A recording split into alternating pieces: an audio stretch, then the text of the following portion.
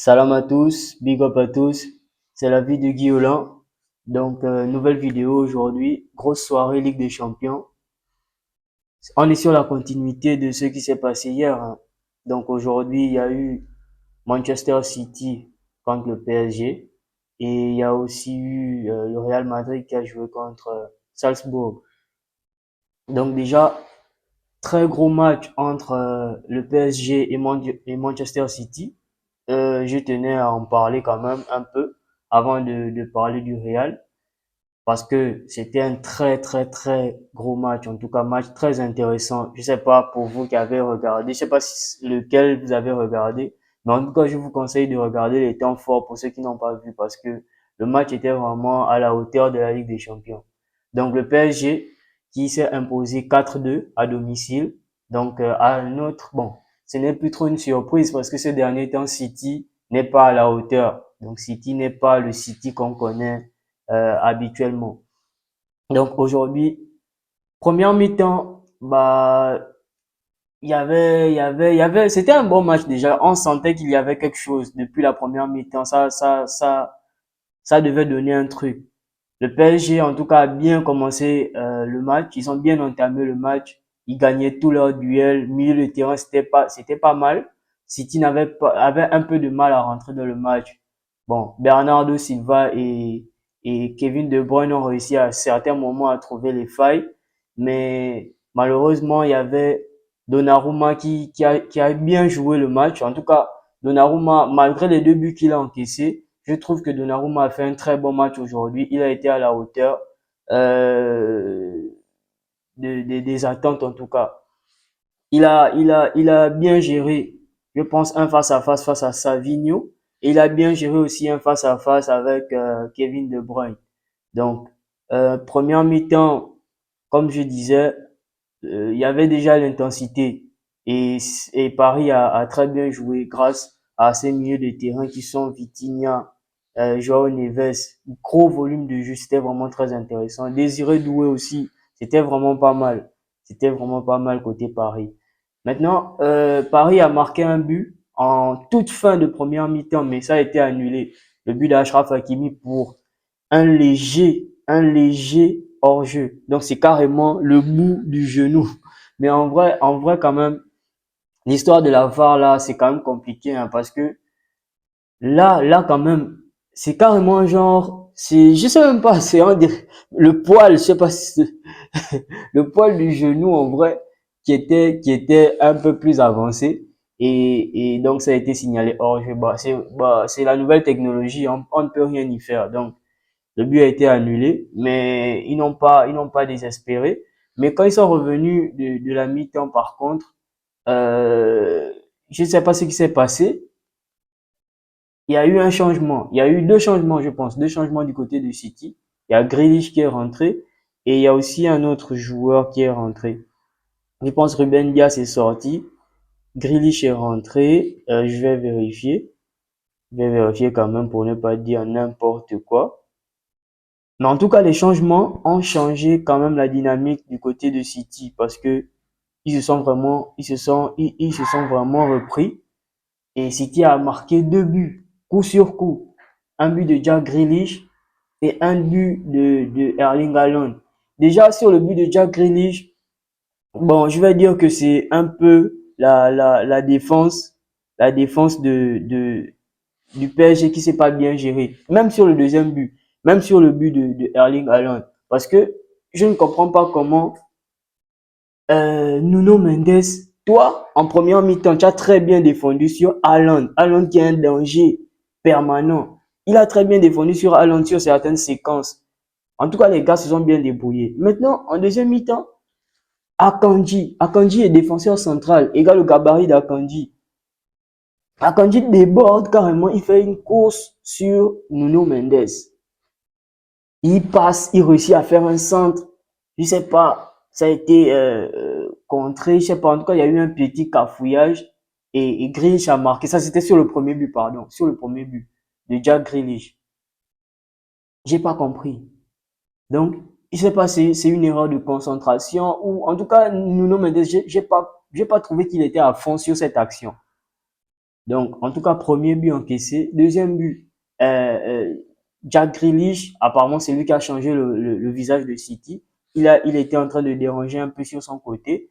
Il a fait une passe en retrait qui a été déviée. Erling Haaland était très bien placé. Et cette fois, c'était encore sur le côté de Nuno Mendes. Il n'a pas pris au marquage, il n'a pas bien pris au marquage Haaland et Haaland n'avait jusqu'à placer son pied et marquer. Heureusement pour Paris, ils ont très vite réagi. Ousmane Dembélé aussi qui était rentré en deuxième mi-temps, apparemment il n'était pas sur la feuille de match, il n'était pas titulaire, pardon. Il n'était pas titulaire sur la feuille de match, mais au banc. Donc il rentre en deuxième mi-temps. Très belle accélération de Barcola sur le côté, qui met un petit pont sur Matheus Nunes. Bon, c'est vrai qu'il n'est pas défenseur, mais en tout cas, ça n'enlève pas le mérite de l'action de Barcola, qui a très bien joué le duel. Donc, petit pont, accélération sur le côté, tac, tac, tac, passe en retrait, plat du pied de Ousmane Dembélé, tapine parfait. Ça continue. Le PSG encore qui égalise par la suite parce que le PSG a marqué aussi coup sur coup. En tout cas, la deuxième mi-temps était très intéressante. But de City, deuxième but de City, but du PSG, deuxième but du PSG, égalisation très rapide. Et par la suite, le PSG, ils ont carrément pris l'ascendant. Ils ont carrément pris l'ascendant parce que City, je les ai vraiment pas retrouvés. Je les ai vraiment pas retrouvés. Déjà sur le deuxième but, très belle action de Désiré Doué qui met une frappe enroulée sur la barre. Et je sais pas qui était là, bien placé. Barcola, voilà. Barcola était là, bien placé. Il a juste placé son pied. Le gardien était déjà au sol, donc il n'y avait plus rien à faire. Il n'y avait personne au marquage. Donc City, ils ont vraiment beaucoup de problèmes, hein. City, ça ne va pas, ça ne va vraiment pas. Donc, troisième but, Joao Neves, très beau but de la tête sur une belle passe de Vitinha. Donc, Joao Neves, ça a récompensé son très bon match parce qu'il a joué un très bon match dans l'ensemble du match. En tout cas, le milieu de terrain de Paris, ils ont carrément, moi je pense qu'ils ont étouffé le milieu de City. Le milieu de City n'a vraiment pas fait grand-chose.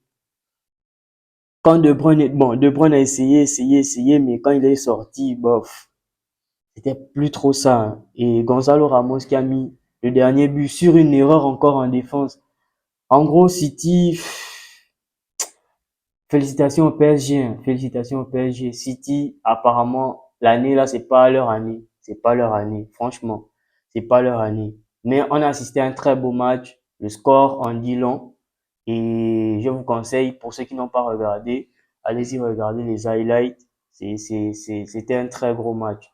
Donc, le PSG qui se rassure, je pense qu'ils vont un peu monter au classement. Et City, vraiment, ce sera compliqué. City, maintenant, ils sont normalement éliminés à l'heure où on parle.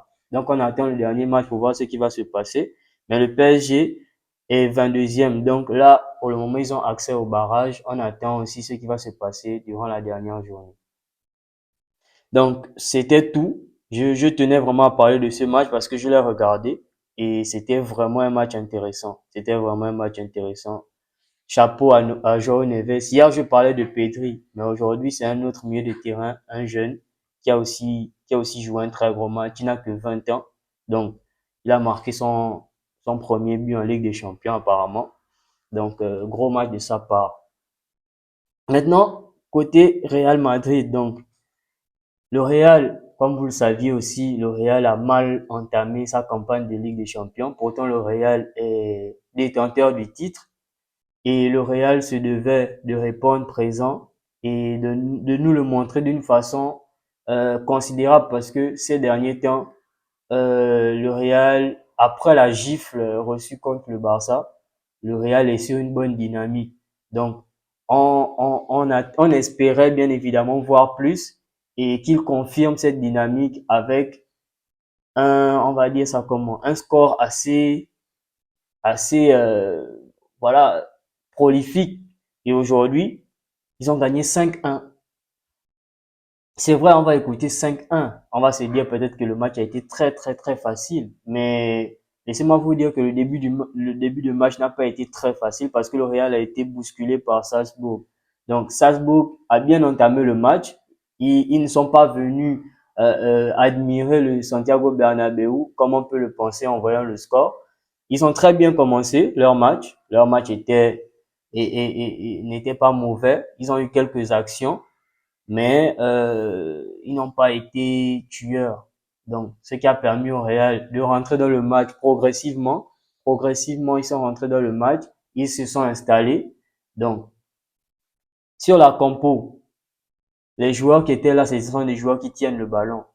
Tu as Ceballos en milieu de terrain, tu as Luka Modric, tu as Jude Bellingham, tu as le trio d'attaque Mbappé, Rodrigo, Vinicius. Donc, c'est pas étonnant que à un moment donné, ça va accélérer. Et donc, ils ont accéléré comme il fallait. Le premier but du Real, les quatre fantastiques ont participé. Mbappé, il décale Vinicius sur le côté. Vinicius, longue ouverture sur Bellingham. Bellingham contrôle le ballon. Bon, normalement, je pense qu'il a raté son contrôle. Mais, ça apparemment, bon, heureusement, le fait qu'il rate son contrôle a favorisé le fait que Rodrigo vienne juste placer le ballon tranquillement au fond des filets. Donc, premier but du Real, Rodrigo, parfait.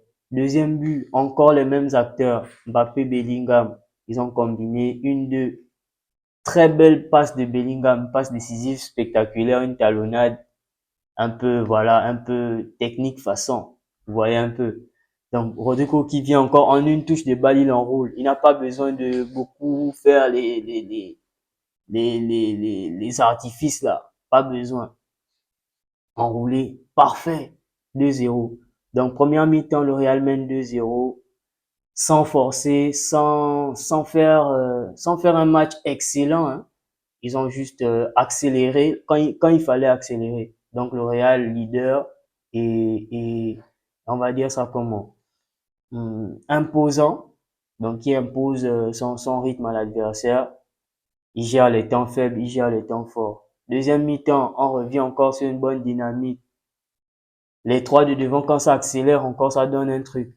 Rodrigo sur son côté droit décale Kylian Mbappé. Kylian Mbappé, normalement, bon, il n'a pas été très vu, il n'a pas été très visible aujourd'hui. Ça peut arriver, hein. Aujourd'hui, il y avait Vinicius, il y avait Rodrigo. Les trois, ils étaient là. Donc, ça crée de l'ombre. Tous ne peuvent pas briller, mais bon, tous sont marqués aujourd'hui. Mais tous ne peuvent pas briller pendant le même match. Je ne pense pas que ce soit possible. Donc, s'il y a un qui est plus en forme que d'autres, ça se ressent. Donc, Kylian Mbappé, il reçoit le ballon, il perd un peu son duel, mais avec un peu de réussite, beaucoup de réussite, je vais dire, il réussit à récupérer le ballon dans les pieds du gardien et à claquer son but. Donc, 3-0 pour le Real. Par la suite, le show Vinicius a commencé parce que effectivement, Vinicius n'était pas sur un grand match au début. Vinicius ratait beaucoup de choses. Il était nerveux comme d'habitude. Il a pris un carton pour une simulation. Donc, on se disait que Vinicius devait encore être le Vinicius de ces derniers jours qui nous décevait un peu. D'ailleurs, j'ai vu des commentaires de certaines personnes qui commençaient à se plaindre, Mais, en deuxième mi-temps, on connaît le talent de Vinicius. Il s'est réveillé un peu. D'ailleurs, les autres sont sortis avant lui. Il est resté. Ce qui lui a permis de mettre un doublé. De quelle façon? Très belle passe en profondeur de Luka Modric. Comme avant, comme quand il jouait avec Toni Kroos. Profondeur de Luka Modric, Vinicius récupère le ballon. Il fait un peu ses fétiches sur le défenseur ne voit rien. Enroulé pied droit, parfait. Deuxième but, le deuxième but, il était comment même, déjà. Faut pas que j'oublie, faut pas que j'oublie, attendez. Le deuxième but, je pense, oui, c'était sur la passe de Federico Valverde. Là aussi, il a fait un appel, au lieu de s'excentrer, il a fait un appel tranchant, plein axe. Federico Valverde n'avait qu'à lui pousser un peu le ballon, crochet sur le défenseur. Mais Vinicius, quand il est en forme, c'est un poison, hein. Vinicius, c'est pas l'ami des gens, hein. Quand il est en forme, il est méchant. Quand il est en forme, il est méchant. Et ça s'est vu. Ça s'est vu, en fait. Ça s'est vu. Crochet sur le défenseur sans pitié, frappe croisée au fond. Donc, cinq buts du Real, mis par les trois buts, mis par, pardon, les trois stars du Real actuellement. et avec la participation de Jude Bellingham, le quatrième fantastique. Et c'était parfait en tout cas, c'était parfait. Quand le Real a accéléré, c'était parfait. Par contre, il y a une chose qui fait tâche sur la prestation du Real. On sait qu'ils sont très mal classés actuellement en Ligue des Champions. Donc, ça aurait été bien que le Real fasse un match sans prendre de but. Courtois avait joué un match plutôt cool, chill, dans les buts. Il n'avait pas trop d'intervention à faire. Et même les défenseurs, leur match était plutôt calme. Raúl Asensio, Antonio Rudiger, Ferland Mendy et bon, c'était Fede Valverde en latéral droit. D'ailleurs, faut souligner, Valverde, quel que soit le poste, il est toujours fort. Donc, en latéral droit aujourd'hui, c'était clean, hein. Parce qu'il y a eu beaucoup d'actions, il y a eu beaucoup d'actions sur son côté et il a très bien réagi. Il a très bien réagi face à tout ça. Mais, en deuxième mi-temps, il y a eu des changements. Ce qui a fait en sorte que Valverde revienne en milieu de terrain et Raúl Asensio aille sur le côté droit. David Alaba aussi est rentré. Et donc, à ce moment-là, il y a eu une action, je pense que c'était sur le côté de Mendy, un centre ou une passe en retrait, un truc du genre. Et il y avait un joueur qui était seul, donc il a placé une belle reprise sous la barre. Courtois ne pouvait rien faire. Donc, il y a eu un jeune du Real, Jacobo Ramon, qui est rentré à la place de Rudiger. Il n'a pas été très concentré sur l'action, donc malheureusement, le Real a pris un but. Donc, ça fait 5-1, score final. Donc, le Real qui se rassure, hein, ils sont montés 16e. Ils sont montés 16e. Et ils ont ajouté quand même plus 4 à leur goal average qui était vraiment très mauvais. C'était plus 1. Donc, ils sont montés à plus 5. Donc, ça aurait été bien de ne pas prendre le but, mais plus 4, c'est pas mal aussi.